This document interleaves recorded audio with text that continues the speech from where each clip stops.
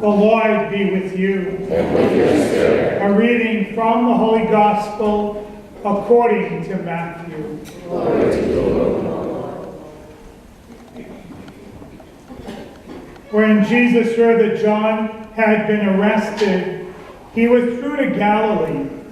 He left Nazareth and went to live in Capernaum by the sea, in the region of Zebulun and Naphtali, that what had been said through Isaiah the prophet might be fulfilled. Land of Zebulun and land of Naphtali, the way to the sea beyond the Jordan, Galilee of the Gentiles. The people who sit in darkness have seen a great light, and those dwelling in a land overshadowed by death, light has arisen. From that time on, Jesus began to preach and say, "Repent, for the kingdom of heaven is at hand." As he was walking by the Sea of Galilee, he saw two brothers, Simon, who is called Peter, his brother Andrew, casting a net into the sea. They were fishermen. He said to them, "Come after me, and I will make you fishers of men." At once they left their nets and followed him. He walked along from there and saw two other brothers, James, the son of Zebedee, and his brother John. They were in a boat with their father Zebedee, mending their nets. He called them, and immediately they left their boat and their father and followed him.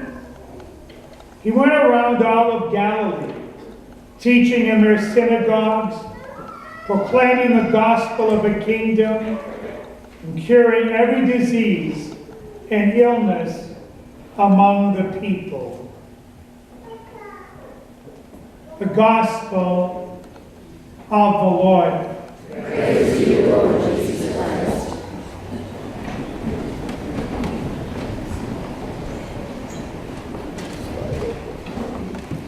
They were fishermen. The fishermen that I've known are usually very patient people.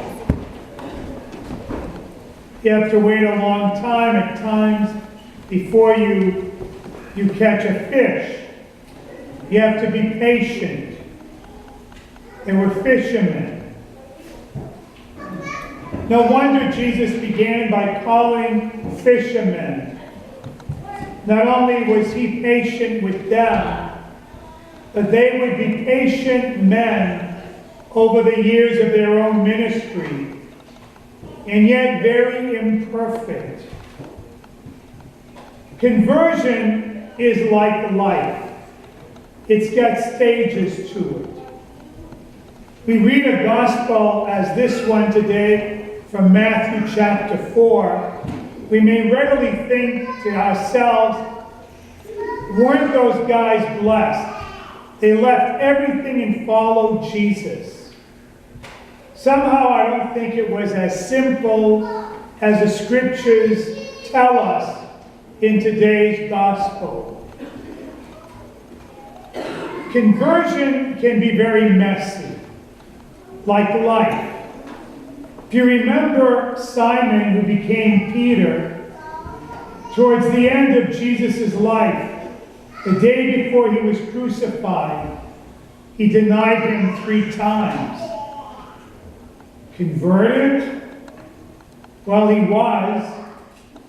But I suppose his conversion wasn't the type of conversion that you and I would think of. Automatic or spontaneous. It does happen to some people, by the way. Just recently I was reading about Mother Teresa again, who belonged to an Irish order. And she was teaching school in Ireland when she decided to take a leave of absence from that order because she felt called to something more. It was on a train ride one night that God spoke to her heart and told her to abandon everything. And it was from that time on that she would begin taking a fourth vow, not only poverty, chastity, and obedience, but a vow that would enable her and her sisters later on to work among the poorest of the poor. So that does happen. But for most of us, that isn't the way conversion takes place. It's usually a gradual process. Sometimes it takes place in a time of crisis, perhaps the death of a loved one, the loss of a job. A friend of mine, a young man, became very religious after his time in a drug rehab. God works in mysterious ways to catch our hearts. Conversion happens perhaps when a child is born, when a couple is married, and one of the spouses invites the other to come back to church. A process begins. It's not always clearly defined. It may take years and even decades before one actually falls in love with Jesus Christ. The church gives us opportunities. Baptism is one. When parents speak up for their children, they give them a name and they pray the creed. Last night I met with about 80 confirmation kids, and I thought to myself, this is only a beginning for them. It certainly isn't a graduation exercise. It's not the end of their journey. Because obviously, even though you're confirmed in your faith, you really can't make a total decision for Christ when you're 15 or 16 years old. Many of us can't make it when we're 30 or 40 or even 60. It takes a long time. Perhaps that's why Jesus chose fishermen, because they're patient and because he's patient. He doesn't rush us through it.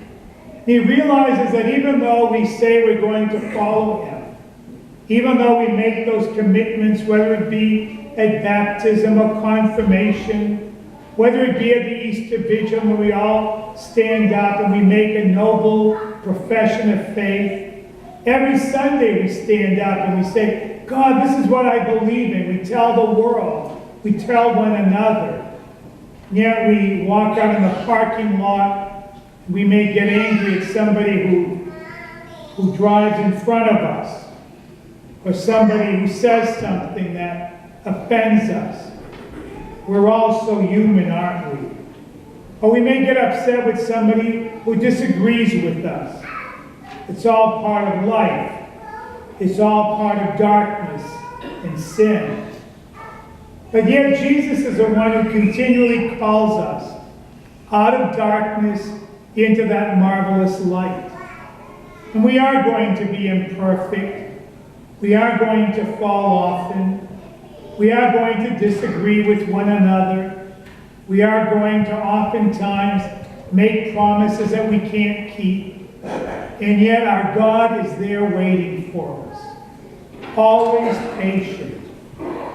And you see, in the end, every time we say yes to him, our hearts open just a little more. Every time we say yes to him, there's another little crack that opens up and allows the light of Christ to permeate the darkness, so that in the end, like the apostles, even though we try to walk on water and sink, and even though we say, I'll never deny you, and just a few moments later, we deny him 3 times, in the end, if we're willing to take that risk, if we're willing to say yes, he will make all things good again, and in the end, even make us better.